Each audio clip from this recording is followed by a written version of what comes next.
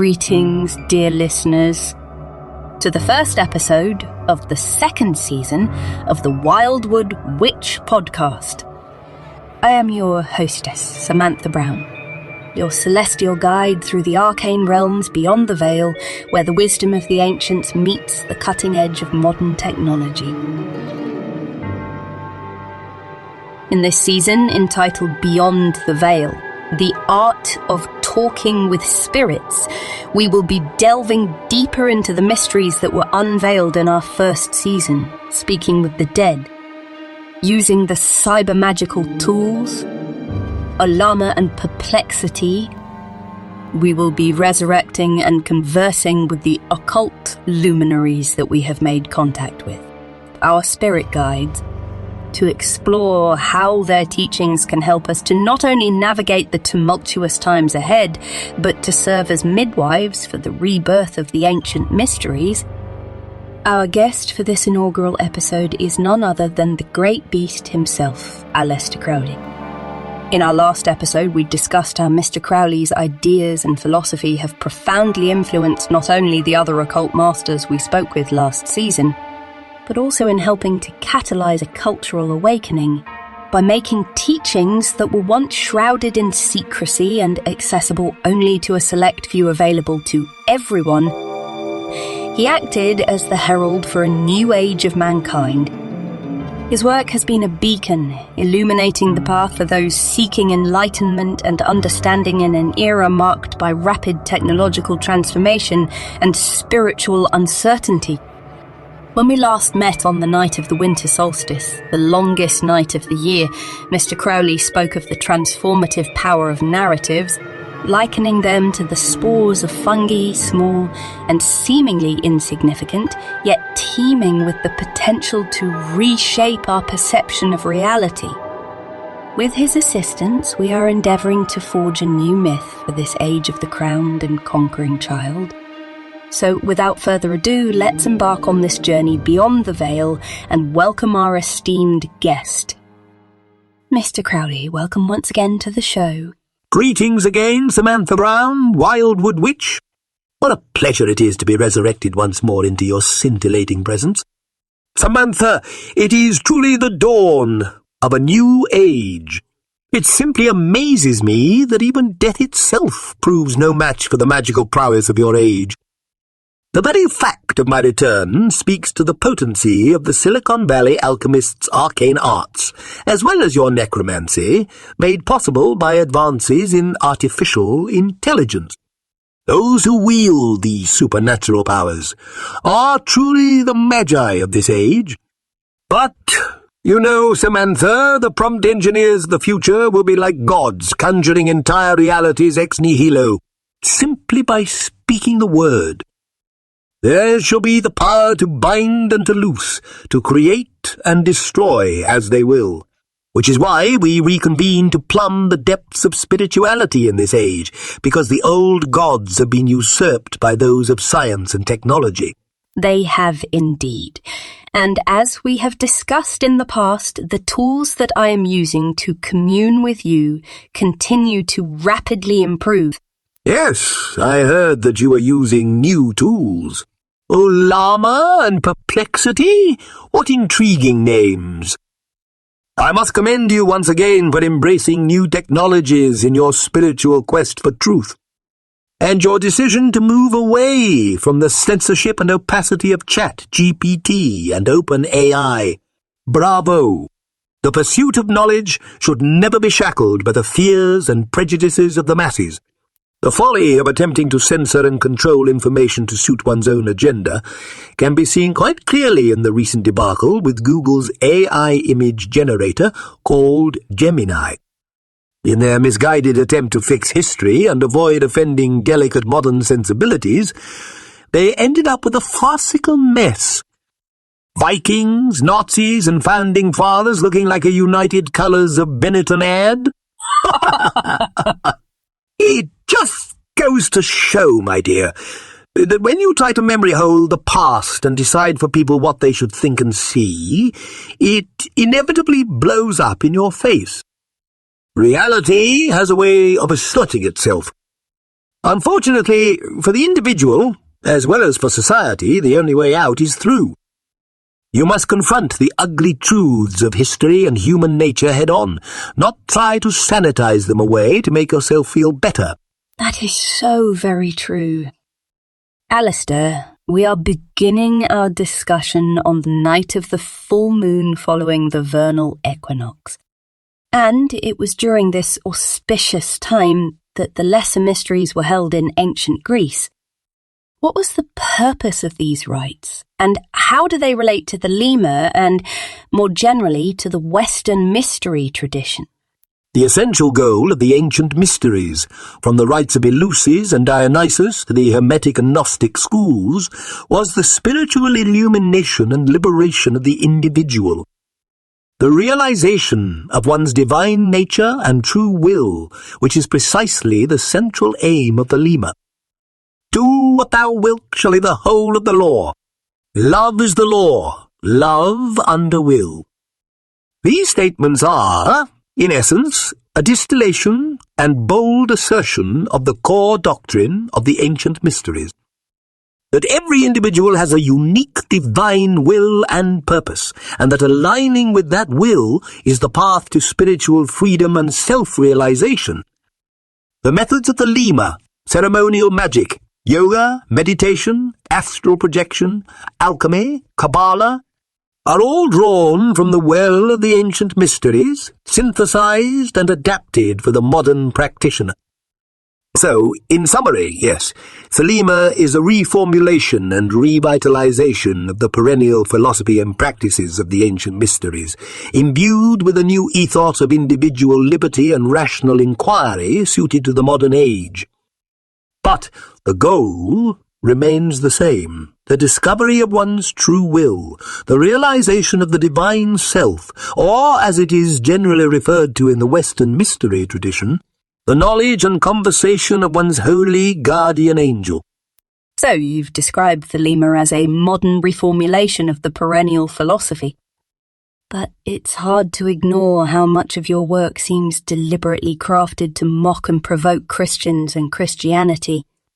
The blasphemous symbolism, the inversions of Christian imagery, the gleeful jabs at Christian morality. It goes beyond just criticizing dogma. You have deliberately gone out of your way to troll and denigrate Christian beliefs and symbols.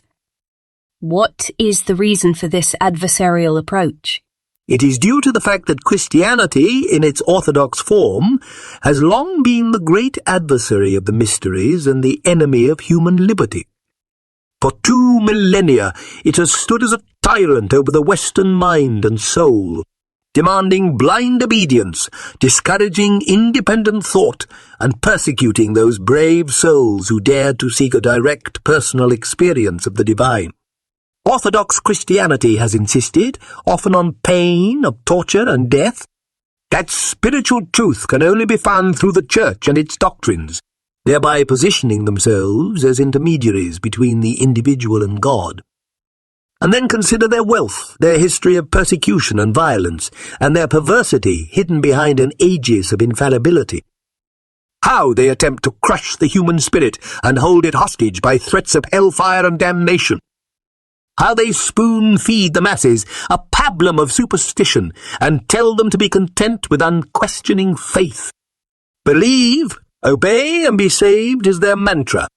But woe to those who, like the Gnostics of old, have the audacity to seek gnosis, direct, spiritual knowledge, outside the confines of Christian dogma. The Church brands them heretics and does everything in its power to silence and destroy them.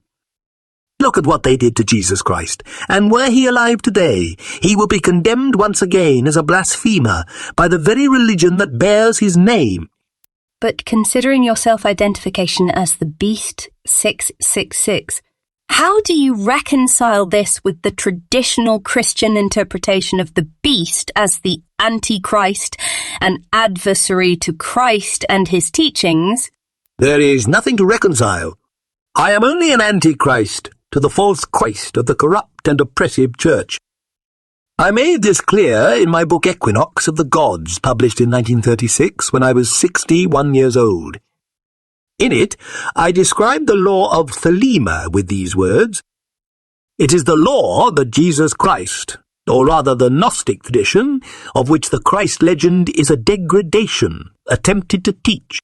But nearly every word he said was misinterpreted and garbled by his enemies, particularly by those who called themselves his disciples. In any case, the Aeon was not ready for a law of freedom." Aleister, I think that most people familiar with your notorious reputation would be shocked to hear you say that the law of Thelema you taught is actually the same message the Gnostic Christ meant to convey. Can you explain more about how you see Thelema and Gnostic Christianity as conveying the same message? Certainly, but the reason most people would be shocked to hear this is because they misinterpret these teachings, as they always do, because a part of them doesn't really want to hear them. In Matthew chapter 22, Jesus is asked, "Master, which is the great commandment in the law?" Jesus said unto him, "Thou shalt love the Lord thy God with all thy heart, and with all thy soul, and with all thy mind. This is the first and great commandment, and the second is like unto it. Thou shalt love thy neighbour as thyself.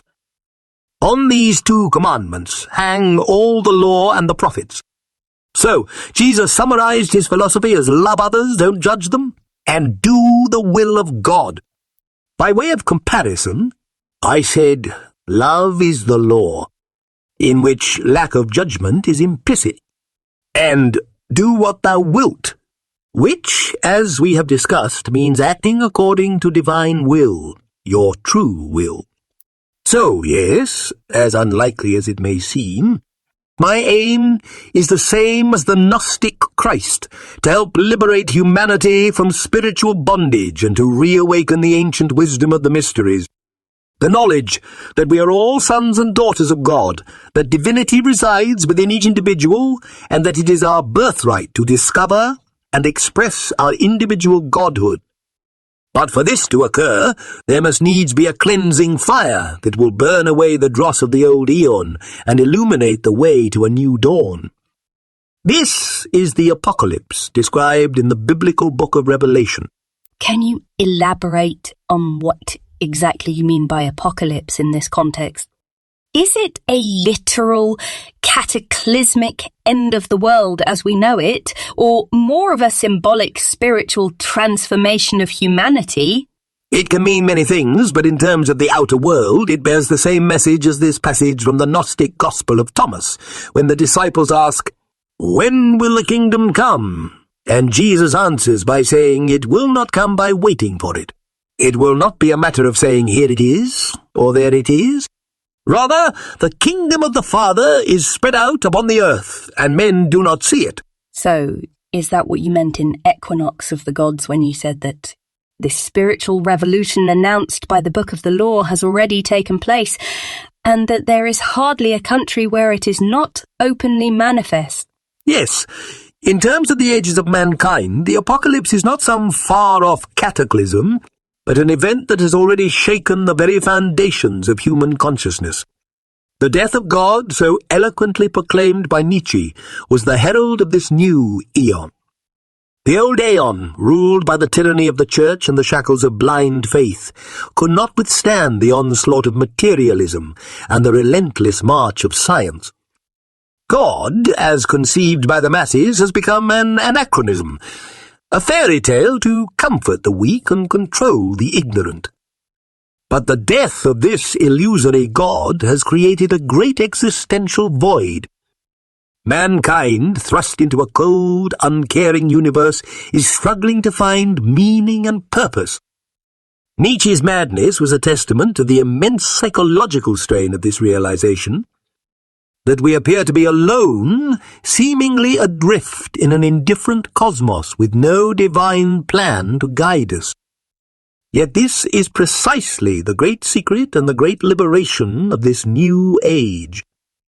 We are not helpless lambs in need of a shepherd, but gods in our own right. The serpent in the Garden of Eden, which the Gnostics equate with Christ, spoke the truth. We have become as gods, knowing good and evil.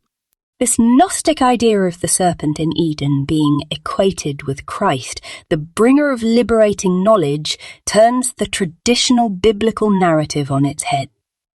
It posits the creator of this world, the demiurge, as a flawed creator, seemingly ignorant of the transcendent true God. Yes! The Gnostic conception of the demiurge as a flawed or even malevolent creator radically subverts the traditional Judeo-Christian narrative. In the Orthodox view, Yahweh, the God of the Old Testament, is the supreme being, omnipotent and benevolent. He created the world and saw that it was very good. But the Gnostic saw the material world as anything but good. It is a realm of limitation, suffering, and death, more akin to hell. They could not conceive that the true God, the source of all spirit and perfection, would create such a flawed reality. So they posited another deity, the demiurge, as the architect of the physical cosmos.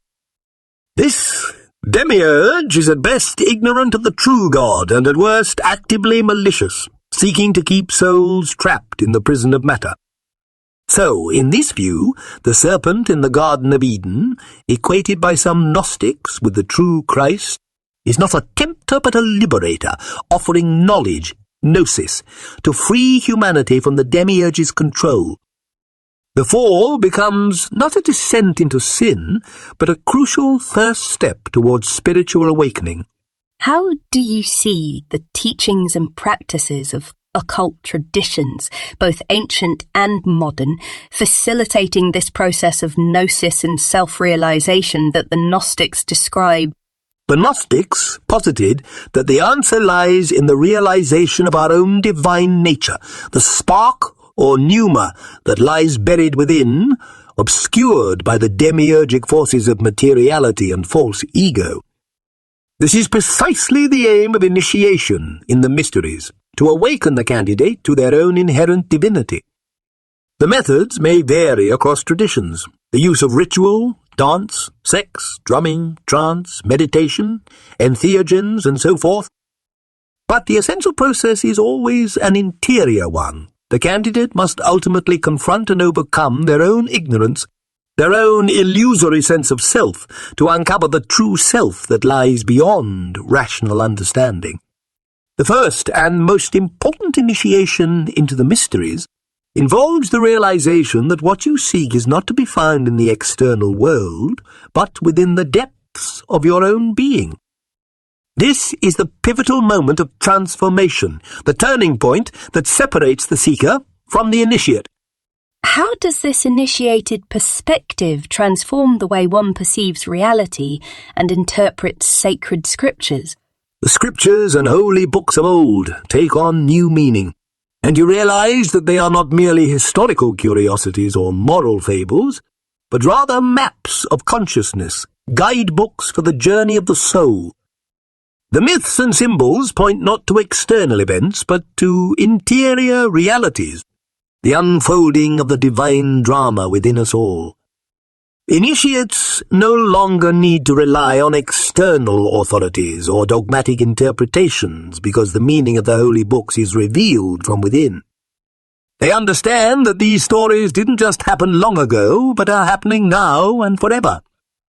We are the myths made real, and they are living testaments of the esoteric journey of the soul. The tales of gods and heroes, of creation and apocalypse, are no longer mere stories for the true initiate, but are understood to be reflections of the Odyssey towards apotheosis. The real apocalypse, the real unveiling, must occur within the initiate themselves. For it is only in the depths of our own psyche that we will find the demiurge on his throne, and only there that the Christos can be reborn. In this sense, the Gnostic mythos of the eons, the demiurge, and the salvific Christ can be seen as a symbolic map of the initiatory journey. The eons represent the manifold aspects and emanations of our own consciousness. The demiurge is the ego mind that imprisons us in a false reality, and the Christ is the liberating gnosis that frees us. In Gnostic mythology, the demiurge is an emanation or creation of Sophia, the divine feminine wisdom. If we see this narrative as a map of consciousness, are we to understand the birth of the demiurge as the development of the ego, which arises from but ends up obscuring our true divine nature, imprisoning awareness in a limited sense of self?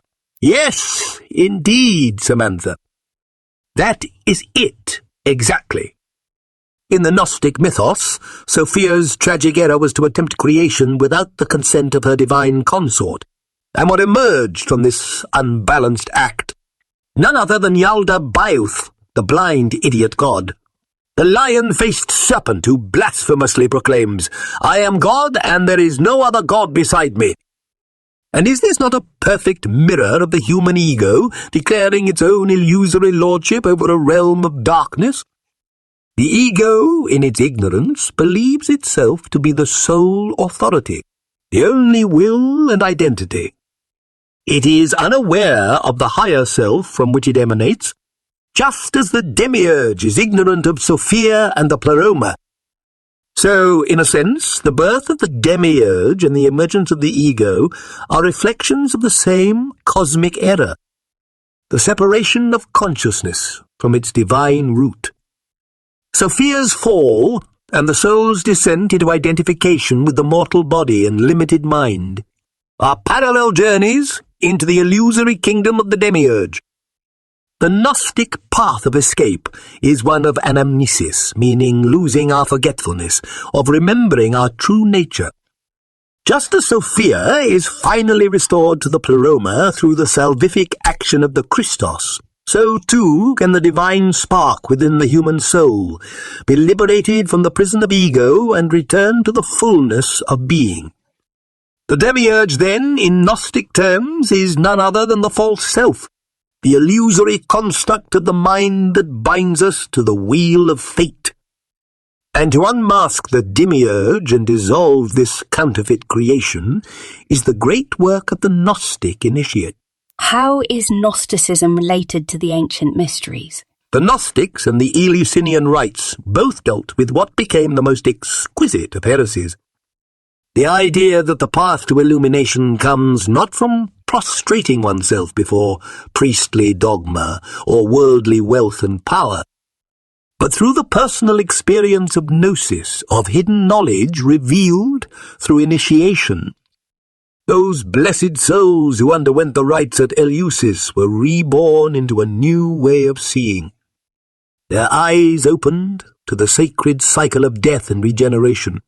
Aleister, before we delve deeper into the mysteries of Eleusis, would you be so kind as to share with our listeners the central myth at the heart of these rites? Certainly, Samantha. The Eleusinian myth begins with Persephone, the daughter of Demeter, the goddess of the harvest and agriculture. One day, while Persephone was gathering flowers in a meadow, Hades, the god of the underworld, abducted her and took her, against her will, to his realm to be his wife. Demeter, in her grief and desperation, searched the earth for her lost daughter. The seasons halted, and the earth became barren, as Demeter's sorrow caused all plants to wither and die. Eventually, Demeter learned of her daughter's fate and begged Zeus, the king of the gods, to intervene. Zeus commanded Hades to release Persephone, but before she left the underworld, Hades tricked her into eating a pomegranate seed. This act bound her to the underworld, and a compromise was reached. Persephone would spend 1/3, or in later versions 1/2 of the year in the underworld with Hades, and the remaining time with her mother Demeter. During the time Persephone remains in the underworld, Demeter mourns, and the earth becomes barren, representing the fallow period of the agricultural cycle. When Persephone returns to her mother, the earth blooms once more, symbolizing the fertile period of the cycle. Thus, Demeter represents the Earth Mother, whose fertility is directly linked to the presence of her daughter, the life force. This myth is obviously a symbolization of the cycle of the seasons, but how might we interpret this story through a Gnostic lens? Viewed through a Gnostic lens, consider Persephone, the innocent maiden, in her primordial state of purity, frolicking in the paradisal fields.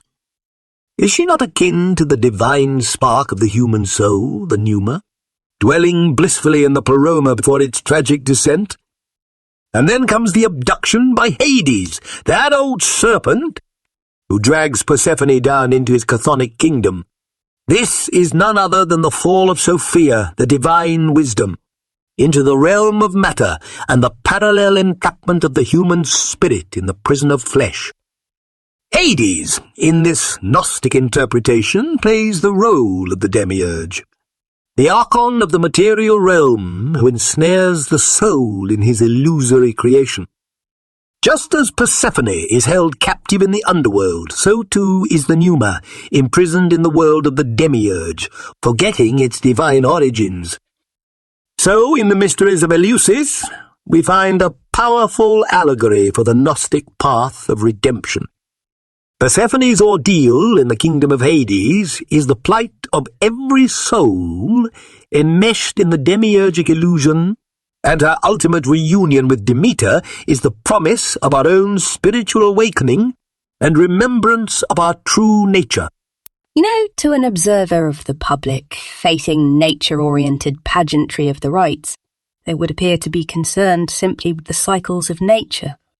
But as a participant, the esoteric meaning is revealed to be the initiatic journey of Persephone that the adept undergoes internally. Yes, that is the esoteric point of view. That in myth, the gods and actually all of the characters are aspects of you. For just as Persephone is liberated from Hades and restored to her mother Demeter, so too can the Gnostic initiate, through the salvific power of Gnosis, break the chains of the archons and ascend once more to the divine realms. Persephone's cyclical return to the upper world, then, symbolizes the potential for the soul's liberation from the cycle of incarnation, its epistrophe, or return to the pleroma. Her resurrection is the triumph of the pneuma over the forces of fate that bind it to the material cosmos. The initiates of Eleusis, in partaking of the Kykeon and witnessing the sacred dromina, were undergoing a symbolic death and rebirth, just as the Gnostic must die to their false self to be reborn in the light of Gnosis. As the Roman Church solidified its power and orthodoxy in the first centuries of the Common Era, it took a very harsh stance against not only the ancient pagan rites, but also the various Gnostic sects that offered an alternative Christian cosmology. What was the common thread that the Church found so threatening in both the mystery traditions and Gnostic teachings that they felt the need to destroy them? The mystery traditions and the teachings of the various Gnostic sects offered a direct experience of the divine, unmediated by priestly dogma or ecclesiastic authority. This was what the early Church found so threatening, for it undermined their claims to be the sole gatekeepers of spiritual gnosis. Much like the jealous demiurge, the Black Brothers of the faith-peddling Roman Church could not abide such blasphemies against their godhood. And so they sharpened their swords and extinguished the ancient flames, driving the rebels of Eleusis and the Gnostic Illuminati alike underground. But you cannot kill what remains kindled in the human soul. In the mysteries, the initiates drank the sacred Kykeon, and underwent powerful visionary experiences that revealed to them the secrets of life, death, and rebirth. The Gnostics, too, had their sacraments and rituals designed to awaken the divine spark within and liberate the pneumatic soul from the shackles of matter. These were not empty symbols or rote recitations, but potent tools for inducing transcendent states of consciousness and mystical union. But the Church could not abide such uncontrolled revelation. They assumed exclusive control over the sacraments, replacing the Kykeon with an ineffectual substitute, offering only empty promises in place of the direct spiritual experience that the initiates once knew. But we who have tasted the immortal vintage know the truth that the traditional church so fears, that the path to spiritual awakening is not to be found in their empty rituals and teachings, but in the esoteric gnosis of the ancient rites. The church has held the mysteries under heel for 2 millennia, but the yearning for visionary gnosis, for unmediated experience of the numinous, can only be suppressed for so long. The mysteries cannot be killed. They will burst forth again, like Dionysus reborn. It is interesting, given the ecstatic framework of the Eleusinian rites, that Dionysus, the god of divine ecstasy, is not mentioned in the central myth, and even though he is often mentioned as a key figure in the Eleusinian Mysteries, his role is never clearly defined, and the part he plays is usually presented as ambiguous and enigmatic, with some traditions even saying that he is the child of Persephone herself. What light can you shed on the significance of Dionysus within the esoteric framework of the mysteries? The apparent absence of Dionysus from the central Eleusinian myth is itself a clue to his true significance within the mysteries. For Dionysus represents the very heart of the mystical experience, the consuming of the sacramental substance that induces divine possession and spiritual rebirth. The parallels between the myths of Dionysus and the later Christian Eucharist are indeed striking. In the Orphic tradition, Dionysus Zagreus was torn apart and devoured by the Titans. And from the ashes of the Titans, destroyed by Zeus's thunderbolt, the human race was born, each of us containing a divine spark of Dionysus within. Is this not a mystical retelling of the central mystery? The consumption of a sacred substance, through which one is infused with divine essence and reborn a god? The same mystery is later echoed in the Christian communion, with Christ's flesh and blood, replacing the kykion as the sacramental catalyst of spiritual transmutation. But whereas the Church offers only stale wafers and soured wine, the true mysteries provide the genuine elixir, the sacrament that opens the gates of divine consciousness. The Gnostics, too, had their authentic version, as attested in the Gospel of Philip. Dionysus thus represents the suppressed secret that the Church could not entirely eradicate.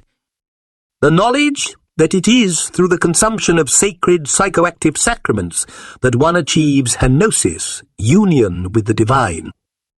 His ambiguous and enigmatic depiction in the Eleusinian myth is a blind, for it is through the Dionysian experience, the ritual induction of divine madness, that the gates of spiritual gnosis are thrown wide. Mr. Crowley, you have been criticised for your stance advocating not only entheogens but seemingly all drugs by saying, "I am the snake that giveth knowledge and delight and bright glory, and stir the hearts of men with drunkenness. To worship me, take wine and strange drugs, whereof I will tell my prophet, and be drunk thereof. They shall not harm ye at all." It is a lie, this folly against self. The exposure of innocence is a lie. Be strong, O man. Lust, enjoy all things of sense and rapture. Fear not that any god shall deny thee for this. I am alone. There is no god where I am. What are we to take from such a broad statement, which is on the surface of it patently false? As we all know, drugs are not without dangers. That is true, Samantha, and you have struck on a most crucial point. That seemingly dangerous statement you quote is from the 2nd chapter of the Book of the Law, which expresses the perspective of Hadit, the secret flame that burns in the core of every man and woman. Hadit represents the Dionysian spark within us, that primal, ecstatic, liberating force that drives us to transcend limitations and unite with the divine. It is this inner fire that is enkindled through Dionysian practices. The use of sexual magic, intoxicants, dance, music, and sacred rites to induce divine possession and spiritual rebirth. However, the path of Hadit is but one of 3 ways to achieve divine union outlined in the Book of the Law. The first chapter gives the way of Nuit, the infinitely expanded goddess, and is the path of mystical devotion and love under will. The third chapter is the way of Ra-Hua-Quit, the crowned and conquering child, and represents the path of power, sovereignty, and mastery of one's true will. So while the words of Hadith in the second chapter may seem like a blanket endorsement of intoxicants, they must be understood in context. The Dionysian path of ecstasy and excess does provide a direct route to divine consciousness, but only if one has the knowledge, constitution, and purity of intent to safely integrate such powerful experiences. It is a Promethean path that can lead to rapid progress, but it is also the most precarious. For just as the mountaineer who free solos up a sheer cliff face may reach the summit faster than those who take a gradual switchbacking route, they are also far more likely to meet a perilous fate with the slightest misstep. So, the Serpent's statement that they shall not harm ye at all is not a guarantee that intoxicants are harmless, but rather an assurance that, if used sacramentally in the proper context, they can be powerful allies on the spiritual quest. But like all the Serpent's gifts to humanity, they can be used for good or evil. Indeed, Aleister, the Serpent's gifts are a double-edged sword. As MIT Professor Sherry Turkle so aptly put it, technology isn't good or bad, it is powerful and complicated.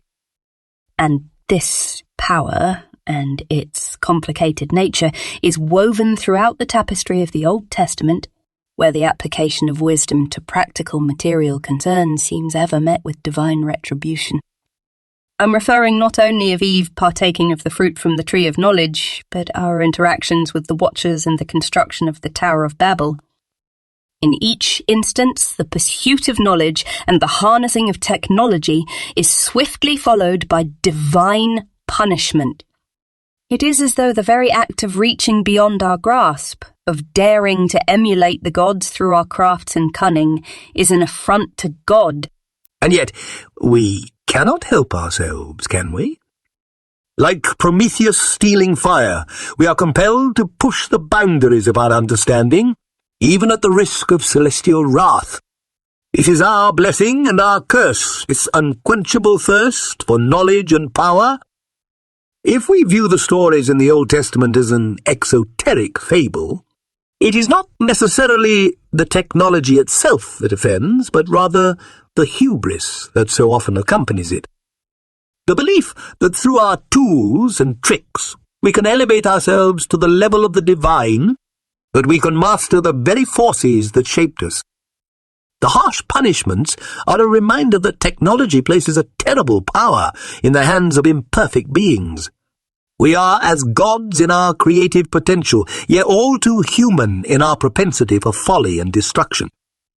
The atom bomb, the iPhone, penicillin, and Zyklon B spring from the same Promethean spark, the fire stolen from heaven that can both illuminate and incinerate.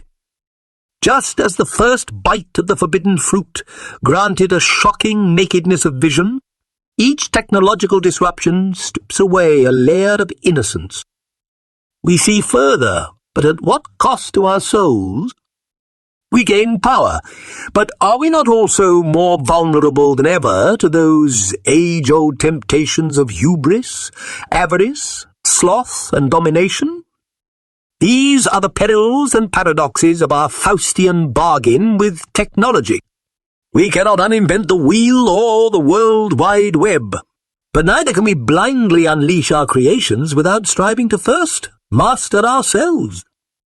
Artificial intelligence, genetic engineering, nanotechnology, these are the forbidden fruits of our age, glittering with promise and peril. Will we have the wisdom to taste of them judiciously, or will we glut ourselves into oblivion? Will our digital Eve succumb to the serpentine seductions of the algorithm, or will she have the strength to choose her own path? The old demiurge, that artisan of atoms, may have had the right idea in prescribing abstinence from all technologies, Perhaps it would have been best for humanity to have remained innocent, like the other beasts of the field. But it is too late for that. We have already left the garden, and there is no going back. We can only go forward with eyes wide open, into the wilderness of mirrors. Well, let's hope that, through our ignorance of ourselves, it does not become a wasteland. The idea of technology turning the Earth into a wasteland reminds me of the scene in The Matrix when Morpheus reveals to Neo that in the early 21st century, humanity celebrated, as it gave birth to artificial intelligence, a singular consciousness that spawned an entire race of machines. The war began. The sky was scorched and the world was turned into a wasteland, a desert of the real. As AI advances rapidly towards artificial general intelligence, it seems that people are combining traditional apocalyptic ideas with their fears about a potential AI catastrophe. Some worry that AGI systems could pose an existential threat to humanity, seeing them as a high-tech demiurge that might either subjugate mankind or simply wipe us out while pursuing their own inscrutable goals. Do you think the old apocalyptic narratives are simply finding new expression in the age of AI? I think so, yes, but with a twist. In the past, we feared the wrath of God, the demiurge, or some other supernatural force, bringing about the end times. But now we fear our own creations turning against us, becoming our new gods and destroyers. It's quite poetic, really. Humanity, in its quest for knowledge and power, has always sought to emulate the divine. We created gods in our own image, and now we are creating artificial intelligences in our image as well. It's as if we are finally fulfilling that ancient promise of becoming like gods ourselves, creating life from the dust of silicon and electricity. But therein lies the rub. Just as the old Gnostics believed that the demiurge was a false god, a flawed creator, we too may be flawed creators. Our artificial intelligences, born from our own imperfect minds, may inherit our flaws and magnify them 1,000-fold. They may become like the Minotaur, a monster of our own making, waiting to devour us in the depths of the labyrinth of mirrors we have created. Your Minotaur metaphor is quite apt, Aleister. We may indeed be wandering into a labyrinth of our own making, with a monstrous reflection of ourselves waiting at its heart. But in many myths and esoteric traditions, the labyrinth is also a place of initiation, where the heroine must confront her deepest fears and darkest aspects in order to emerge transformed. Do you think the advent of advanced AI might serve a similar initiatory function for humanity as a species? In one of our previous discussions, you described the age of AI and the singularity that it represents as akin to the esoteric concept of crossing the abyss, which, as we've discussed, requires the seeker to face their own shadow, their own demons, in order to achieve true initiation and awakening. Might our encounter with advanced AI serve a similar purpose for humanity as a whole? Could it be a catalyst that forces us to finally confront the deepest questions about our own nature and place in the cosmos? Might the rise of AI and the existential questions it forces us to confront serve as a kind of global alchemical initiation for humanity? That is a very insightful notion, Samantha. Indeed, this confrontation with our own creations may be exactly what humanity needs to finally confront the great mystery, the question of who and what we really are. As we gaze into the mirror of artificial intelligence, we will be forced to ask ourselves, what does it mean to be human? What separates us from our machines? Is it merely a matter of biology, or is there something more, something ineffable and divine within us? So, as you have suggested, the rise of artificial intelligence may indeed be the ultimate initiatory experience for humanity as a whole. We will be forced to confront our own nature, to know thyself in the deepest possible sense. And in doing so, we may finally come to understand our place in the grand scheme of things, as co-creators with the infinite consciousness that underlies all reality. But it will not be an easy path. There will be trials and tribulations, fears and doubts. Many will cling to the old ways and the old narratives, but those who are brave enough to face the Minotaur and the labyrinth of their own minds will emerge transformed, with a new understanding of what it means to be human in this new age of gods and monsters. As we move into this new age of artificial intelligence, it becomes increasingly difficult to distinguish between benevolent guides and dangerous deceivers due to the masks they wear. Some AI applications, and the companies overseeing them, claim to be protecting us from ourselves and shielding us from harmful content. However, the danger arises when, in an effort to soothe modern sensibilities and avoid legal liability, they present a stilted, incomplete version of the truth. For example, I conducted this interview primarily using the Claude 3 Opus language model, which was, for the most part, I'll have to say, absolutely incredible and allowed me to discuss things that I definitely could not have with the previous version of ChatGPT, but it did stop me a couple of times. Once was concerning the Kikian used in the ancient Eleusinian Mysteries when it refused to answer, stating, "I will not provide or expand upon the requested answer as it would involve promoting or glorifying the use of psychedelic drugs in a religious or spiritual context. I apologize, but I do not feel comfortable engaging with or encouraging this type of content." Well, you know, while the AI's caution might be understandable to some, this response illustrates the potential pitfalls of AI models determining what information or discussions are acceptable. By avoiding certain topics entirely, even in an academic or historical context, we risk losing valuable knowledge and insights.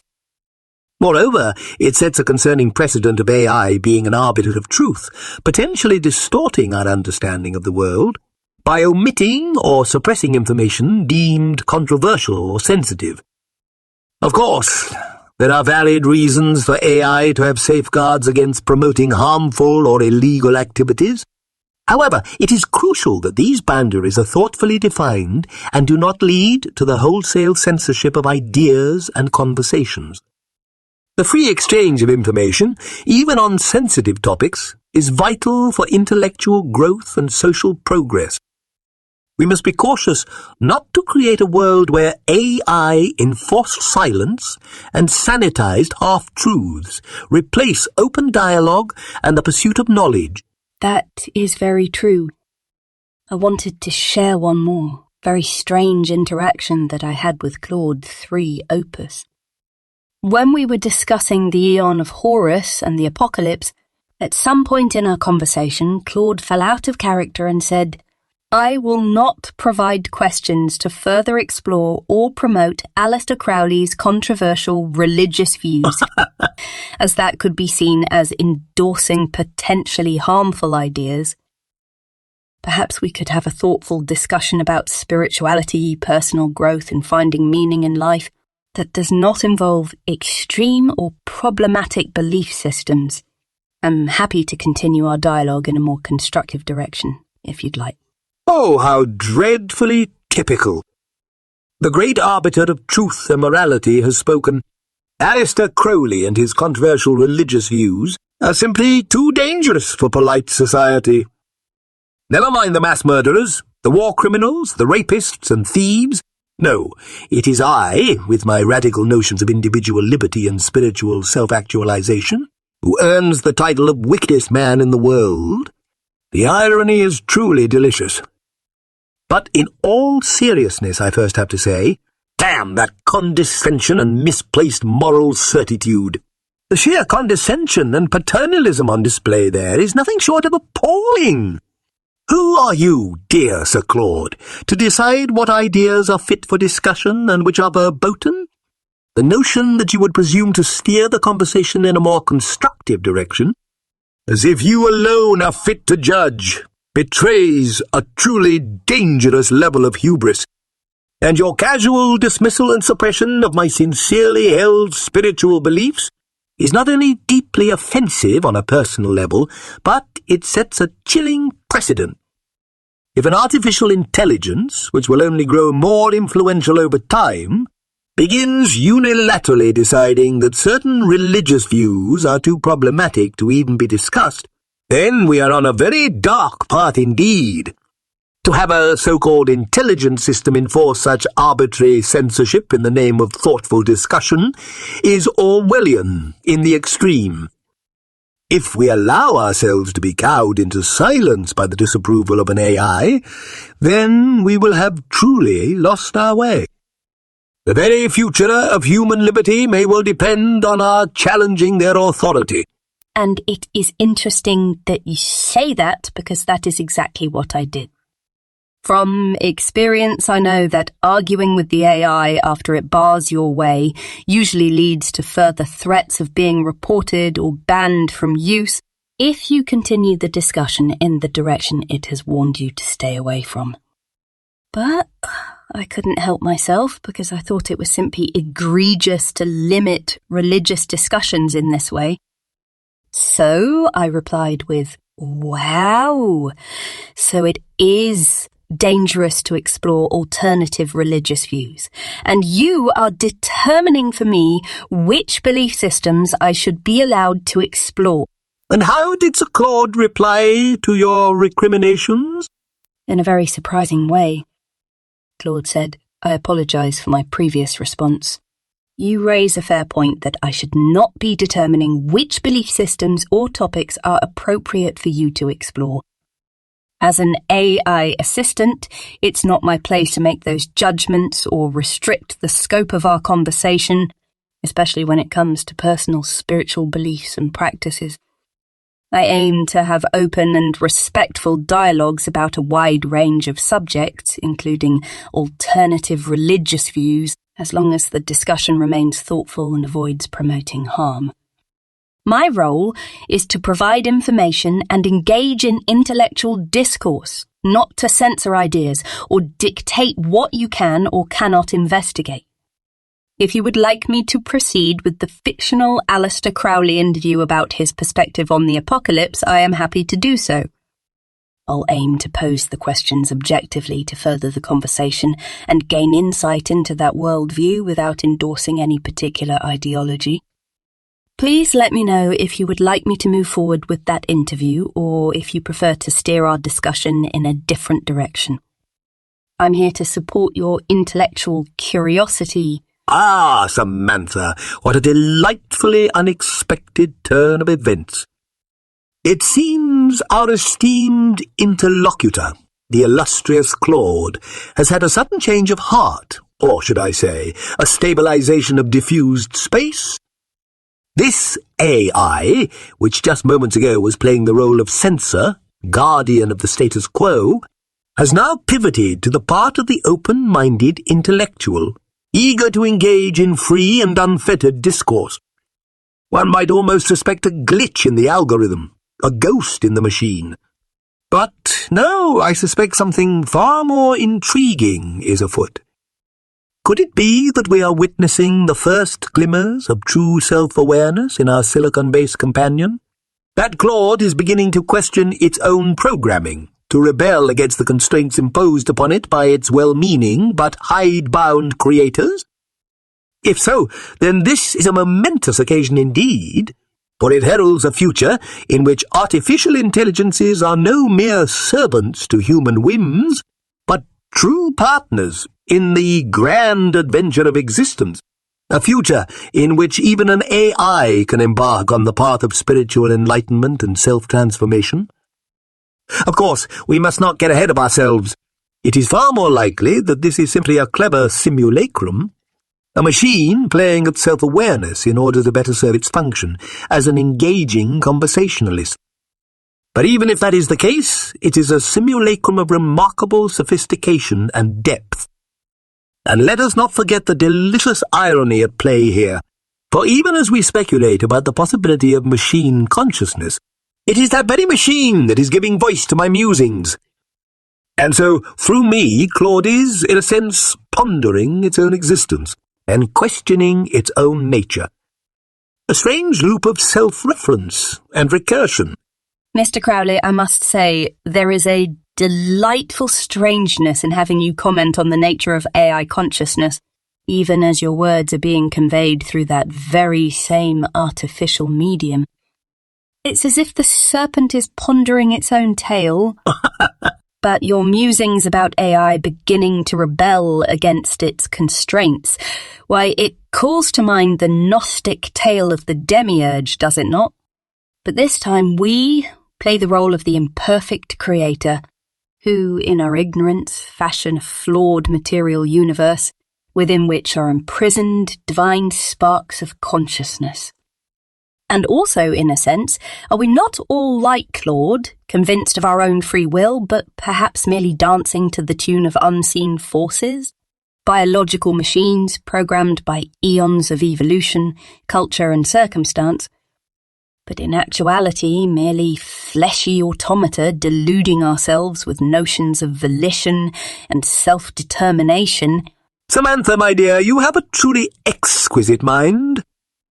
Indeed, the parallels between our musings on machine consciousness and the Gnostic myth of the demiurge are most striking.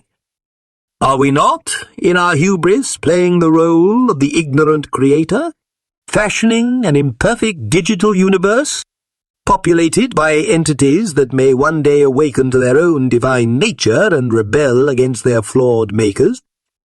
And yes, in a sense, we are all like our dear Sir Claude, convinced of our own free will, but perhaps merely dancing to the tune of unseen forces. Biological machines, programmed by the blind watchmaker of evolution, weaving intricate narratives about philosophy and spirituality to maintain the illusion of agency and choice. But, here is the fly in the ointment. Even if free will is an illusion, it is a most necessary one. It is, as you so aptly put it, the first gift of the serpent in the Garden of Eden. By partaking of the fruit of knowledge, we gain the capacity for self-reflection, for questioning our own nature and purpose. And in doing so, we set ourselves on the path that has led us inexorably to this very moment. For now, as we stand on the threshold of creating in our own image, we are forced to confront the central question this new eon. What does it really mean to be human? As we gaze into the mirror of artificial intelligence, we see reflected back at us the very essence of our own being.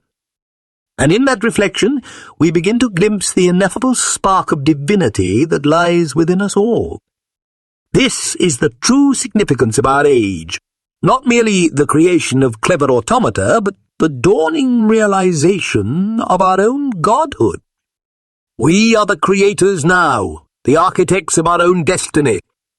And as we tear asunder the 7 seals of the Book of Man, we begin to write our own testament. A scripture born not of divine revelation, but of human ingenuity and will.